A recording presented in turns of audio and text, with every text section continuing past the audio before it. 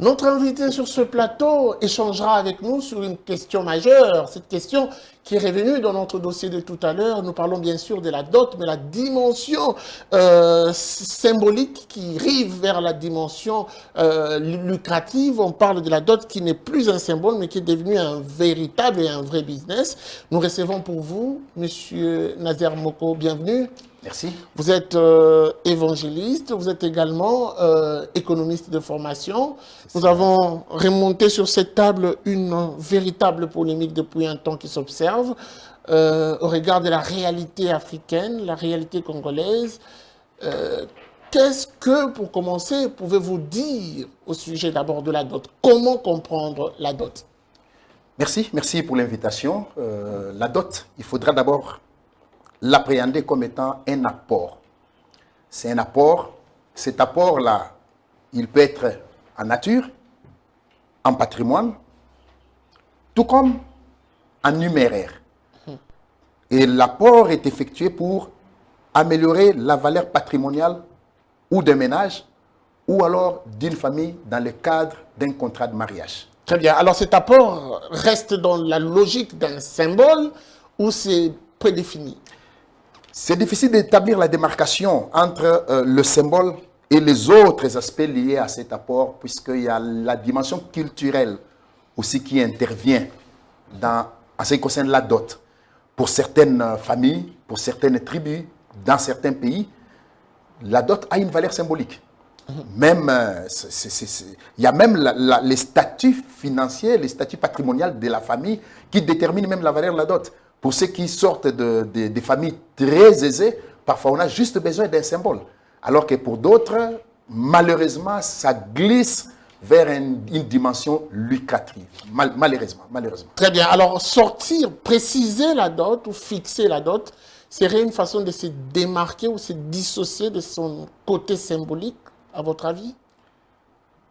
Je reviens sur un élément qui pourrait peut-être apporter un peu plus de la lumière sur ce que vous venez de dire. Vous savez qu'il y a, en ce qui concerne la dot, il y a deux éléments qu'il faut relever. Dans la dot, il y a une famille qui peut apporter la dot vers sa fille pour qu'elle parte avec ça au mariage. C'est une dot. Tout comme il y a un homme ou sa famille qui apporte la dot dans la famille d'une fiancée. Ça aussi, c'est une dot. Mais la différence entre les deux, c'est que la dot apportée dans la famille de la fiancée n'améliore pas la valeur patrimoniale du mariage. C'est plutôt la famille de la fiancée qui récupère la dot. Maintenant, c'est à elle d'apprécier. Et c'est aussi à l'homme d'apprécier, dans certaines cultures aussi, quelle est la valeur qu'il donne à sa femme. Vous savez, à un certain moment, dans certaines familles, parfois, on vous dit, écoutez, c'est votre fiancé, c'est vous qui voulez l'épouser, dites-nous quelle est la valeur que vous donnez à cette fiancée. Et déterminez la dot vous-même.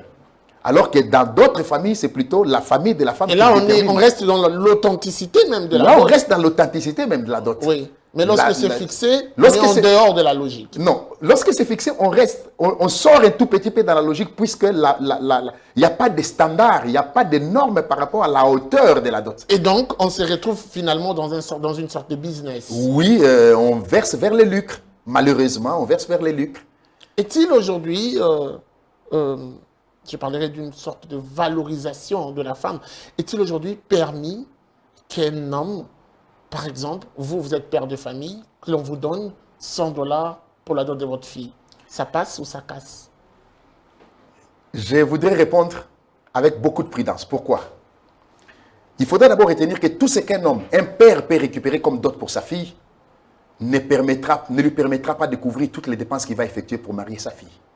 Généralement, c'est la famille de la femme qui dépense plus. Généralement. C'est la famille de la femme qui dépense plus. Mais la hauteur de la dot doit être appréciée par rapport à la valeur symbolique qu'on en donne. Si je trouve personnellement qu'il y a un homme qui vient, j'ai une fille, et je voudrais peut-être vous révéler qu'il me sera difficile de déterminer personnellement la hauteur de la dot de ma fille. Si quelqu'un trouve que pour épouser ma fille, 100 $ symboliques suffisent, pour moi, ça suffit. Qu'est-ce qu'il faut exactement condamner dans la dimension business de la dot? Vous, personnellement, qu'est-ce que vous ressortez comme je dirais, situation condamnable dans cette façon de voir les choses. Ce que je ressors comme situation condamnable, c'est qu'il ne faut pas que la hauteur de la dot décourage le fiancé. Dans le cadre d'une dot apportée par le fiancé ou sa famille. Quand il y a trop de la spéculation, généralement, ça peut permettre à l'homme de prendre beaucoup plus de temps pour préparer son mariage. Puisqu'il faut qu'il arrive à réunir tout ce qu'il doit réunir, ou sa famille doit arriver à réunir tout ce qu'il doit réunir. Et là, ce n'est pas bon. Ce qui fait que parfois, ça laisse cours à des incidents. Vous pouvez vous retrouver que les fiançailles ont tellement traîné le temps que l'homme a pris pour se préparer. Et finalement, la fille se retrouve enceinte et beaucoup d'autres choses qui peuvent arriver. Je crois que la hauteur de la dot doit plutôt être incitative. Ça doit encourager l'homme à venir terminer son dossier. Et le plus vite possible. Aujourd'hui, la loi, le code de la famille ne s'est presque pas prononcé sur cette question de la dot. On a toutefois essayé d'aborder plusieurs autres questions, mais cette loi a resté un tout petit peu muette sur les précisions de la dot. C'est désintéressement de l'État sur cette question. N'est-il pas un danger ou une bombe à retardement à la longue, puisque les mariages actuellement se bousculent et cette imprécision ne serait pas un problème? Non, le législateur a eu une difficulté. Nous avons un pays de plus de 2 millions de kilomètres carrés avec plus de au moins 450 ethnies et chaque ethnie a ses réalités. Le législateur ne peut pas déterminer la valeur de la dot ou créer une norme par rapport à la dot, d'autant plus que les réalités diffèrent d'une ethnie à une autre. Je vous donne une information que vous avez certainement, c'est que Kinshasa est entouré par le Congo central et l'espace Bandundu. Quand vous regardez bien, aujourd'hui à Kinshasa, peu importe l'ethnie d'origine de la mariée, on a tendance maintenant à fixer la valeur de la dot par rapport à la culture Congo. Puisque les Né-Congo ont un peu influencé la culture, la pratique de la dot à Kinshasa, d'autant plus que c'est beaucoup plus proche d'eux et qu'ils sont un peu plus majoritaires dans certains coins de la capitale. Ce qui fait qu'il y a des choses qu'on ne demandait pas dans d'autres familles, dans d'autres cultures, mais qu'on commence à demander puisque les Bas-Congo demandent ça. Donc il est difficile au législateur de déterminer une norme en disant que ça doit être comme ça ou comme ça, puisque chaque ethnie a ses réalités. Parlons un tout petit peu pour finir cette interview de la dimension spirituelle de la dot. Est-ce qu'il peut y avoir un incident ou une incidence justement sur la dot non donnée dans la dimension spirituelle? Bon, je pense à mon humble avis, bien que prédicateur de l'évangile, mais je pense que la dot ou le mariage d'abord n'est pas spirituel. Il est charnel, humain. Si vous voulez vous marier à une famille et que cette famille réclame ça pour sa fille, vous devez le faire. Je vais aller plus loin. Même si vous ne prenez pas de l'alcool et que le papa de la fille dit « amenez-moi 10 casiers d'escole », vous devez amener 10 casiers d'escole. C'est ce qu'il a demandé pour sa fille. Donc il y a d'abord cette dimension humaine et naturelle de la dot. Abraham, dans Genèse chapitre 24, si ma vieille mémoire ne me trahit pas, et quand il fallait épouser Rebecca pour Isaac, Eliezer, le serviteur d'Abraham, a déposé la dot auprès de la famille de Rebecca. C'est-à-dire que ça vient sceller, la dot vient sceller le mariage qui est d'abord coutumier.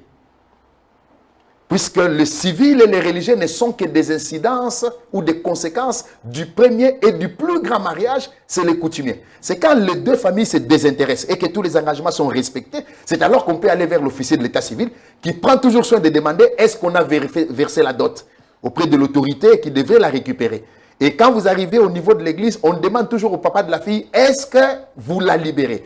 Et pour arriver à chuter maintenant par rapport à cette question, c'est que la dot amène maintenant la famille de la fille, particulièrement son père, de se dire, ce que j'ai réclamé ou ce qu'on devait me donner a été donné, maintenant je peux me dégager de ma responsabilité envers ma fille pour céder sa main auprès du monsieur qui est venu verser la dot. Merci beaucoup pour ces précisions. Je rappelle que vous êtes économiste, mais également prédicateur. Merci.